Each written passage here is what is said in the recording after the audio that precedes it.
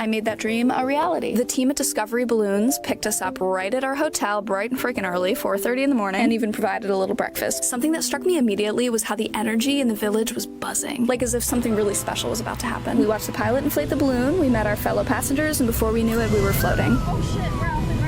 The takeoff was so smooth, I barely realized it was happening. Not gonna lie, before we got there, I was a teeny tiny bit nervous, and Nick was pretty chill. But after we took off, my nerves completely faded, and I got this burst of adrenaline. I think I even texted my mom afterwards and told her I wanted to go skydiving next. Nick, on the other hand, absorbed the nerves that left my body. How are you feeling? I'm nervous. The ride was an hour and 15 minutes long and was truly nothing short of a fairy tale. We flew as high as 1,700 feet in the air, and we weaved through valleys and villages. We got a couple of gorgeous photos that we will cherish forever, and ended the morning with a champagne toast.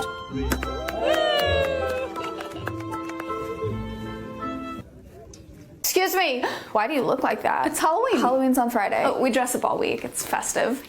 Okay, you look like a freak. Well, thank you for your opinion, woman who's dressed up like a Karen with a superiority complex. Do you want a drink? Fine, I'll do the happy hour pumpkin margarita. You got it. It's just, this is a nice place, and I'm meeting some very important people here for lunch, so the whole costume shtick, it's really tacky. You're drinking a $5 margarita at noon on a Wednesday, but Yeah, I'm the tacky one. oh, you know what's more embarrassing than being an adult bartender? Being an adult who dresses up on Halloween to cry for attention, and you're probably gonna be a slutty cat on Friday, right? How original. Yeah, I am. How did you know? The costume's really hot. You wanna see pics? Yeah, not at all. You should really be asking yourself, what would my future husband think of this? Well, he'd probably think that I'm a fun time and that I'm living my life to the fullest, unlike the cranky old pumpkin sitting at my bar. Excuse me, who do you think you're talking to? I want to speak to a manager. Ooh, tough luck. She came in as a vampire today, so she can only come out once the sun goes down. Oh, stop it. Seriously, stop it. You're freaking me out. You know what? Forget the margarita. We're gonna go somewhere else. Perfect. I didn't want to serve you and your very important colleagues anyway. Happy Halloween. Hi, I'm your downstairs neighbor. Oh, hey, nice to meet you. I'm Nora. Yeah, Nora, you are constantly causing a ruckus up here. My husband works a very high-risk job very early in the morning, so what are we gonna do about this? Oh, I'm so sorry. I don't know exactly what you could be hearing, though. I don't do much up here. The floors are very creaky. We can hear every footstep, so maybe start with some more rugs. Okay, yeah, sure. Hi, Nora, where did we land on those rugs? Because just FYI, we can still hear everything. Like, everything. Like when you have special male friends over, for example. Yeah, no, I covered nearly 90% of my floors for you guys, which was pretty expensive. So what do you suggest I do now? When you're in bed, just remember ours is right below yours. Oh, okay, I feel like this conversation's getting a little bit invasive. So in addition to stopping any and all sexual activity, we're gonna need you to keep your voice down when you're on the phone, and maybe just don't walk around up here past 10 p.m. Is this a joke? You want to dictate when I can move around in my apartment? Well, we live in an old building, okay? I don't throw parties, I don't play music, I even turn off my TV surround sound at night because I'm anxious I'm gonna upset you guys. You can still walk to and from the bathroom, but is pacing around really necessary? I already walk on eggshells up here. I've done everything I can, okay? I have to be able to live my life. We just really value peace and quiet. Well, then get some earplugs, or better yet, move to the suburbs. Good night. Oh my god, Clarissa! Jenny, hi. You look different. So do you. That hairstyle is very suburban mom. You look like maybe taller. Well, maybe not taller, but bigger. Like you take up a lot of space. You're very confident. By the way, did you see I got engaged? Wow, I didn't ask. See, nice ring, huh? He's a lawyer. Great, he can rep himself in divorce court. Wow, so funny, always so funny. So you're still doing comedy? Yeah, I am. Just figured it would only pay well for people on Netflix or real TV. I can see how you think that. So are you seeing anyone? I heard Emilio dumped you. Oh, poor thing. Yeah, I'm seeing someone. His name is Fabrizio. Exotic. Yeah, I guess. We just got back from Croatia. Such a long flight. Assuming you guys fly economy. Well, yeah, but we do have TSA pre-check. So. Did I mention our home is 70,000 square feet? I have an apartment in the West Village. Our color scheme is purple, said to be royal. My bedside is champagne. We have 2 dogs, Mozart and Beethoven. Cute. I saw the actual Beethoven's great-great-great-granddaughter perform at Carnegie Hall last weekend. Yeah, well, I host Pampered Chef parties every Thursday night, and I have the top sales in the capital region. I ate at Gordon Ramsay's restaurant and got 15% off because the waitress saw me in a play. Well, I just bought an NFT. I just hit 10,000 IG followers. I deleted social media. So toxic. Good for you. I just went to the Eras tour, and the surprise songs, Maroon, Getaway Car. No. Fuck you, Clarissa. I told you not to tell anyone. Well, of course I told Chris. He's my husband. No, not of course. Are you too illiterate to understand what anyone means? I thought it was pretty fucking clear that anyone includes your mom, your sister, your dog, your husband. Sarah, he is basically an extension of me. If I know, he knows. That's marriage. Oh, That's bullshit. I set a boundary and you chose to ignore it, and now you're gaslighting me into thinking that I'm crazy for being upset. Well, you're acting like I blasted it out on the internet. I told one person, my person, the person that I tell everything to, and who forgets things mid-sentence. I just don't understand how I'm supposed to trust you with anything ever again. Okay, well, what should I have done? Lied? I mean, he could tell that something was up. Yes, Rory, lie. That's what friends do. Oh, nice advice. Lie to your husband. That's not toxic at all. Come on, partners are supposed to tell each other stuff. It was not your secret to tell. Sarah, what you told me was huge. Okay, I had been thinking about it every single day and it was weighing on me, so I needed to get it off my chest. I think it's a little selfish of you to burden me with something like that, then expect me not to confide in someone. Oh, I'm a burden. Cute. Stop it. You know that's not what I meant. Well, you can go tell Chris that the weight has been lifted off your back since we're not friends anymore. Sarah.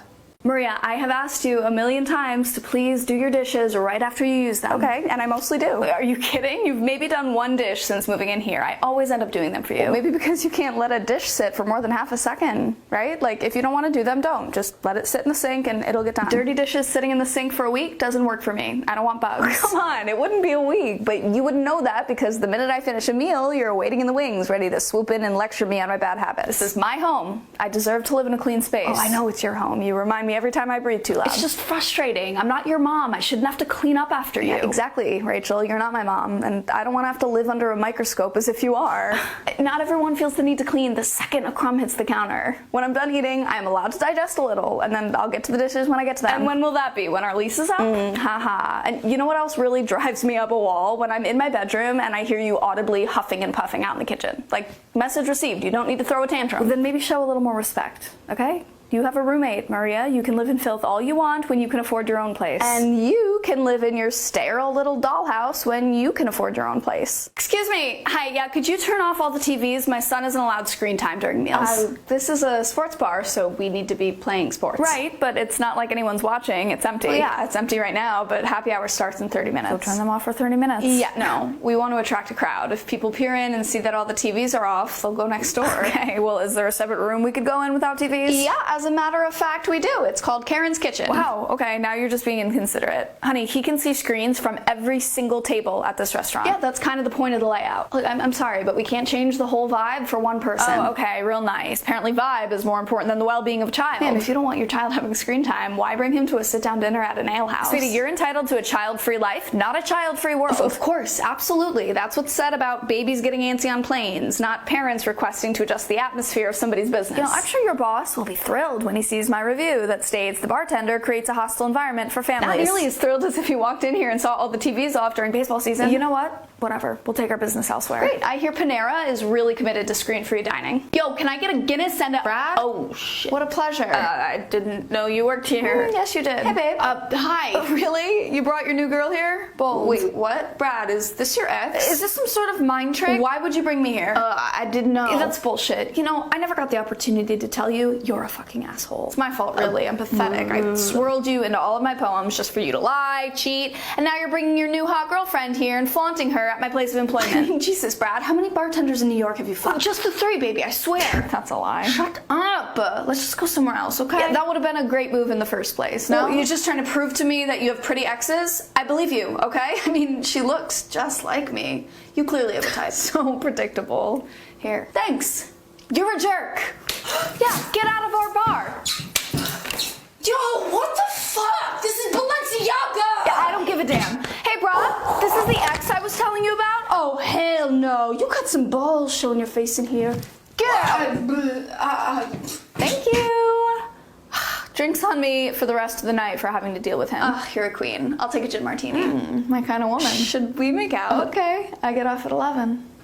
So what are we? Jeez, do you want to do this now? Yes, Jordan. I mean, we've been seeing each other for almost 6 months now, and honestly, I've been too afraid to ask. Why do you think that is? Well, I'm scared you're going to give me an answer that I don't want to hear. Right. Well, you know that I'm not really looking for anything serious. Well, Jordan, I sleep in your bed more than I sleep in my own. I like spending time with you. You're a great companion. A companion? What am I, a dog? No, Ivy. I'm trying to say that even though we spend a lot of time together, that doesn't mean that you're my person, you know? Wait, so are you not looking for anything serious, or do you just not want something serious with me? I mean, if I'm honest, it's It's a little bit of both. Oh, cool. So I'm just a placeholder to keep you occupied at night until your person comes along? Stop it, Ivy. You're not a placeholder.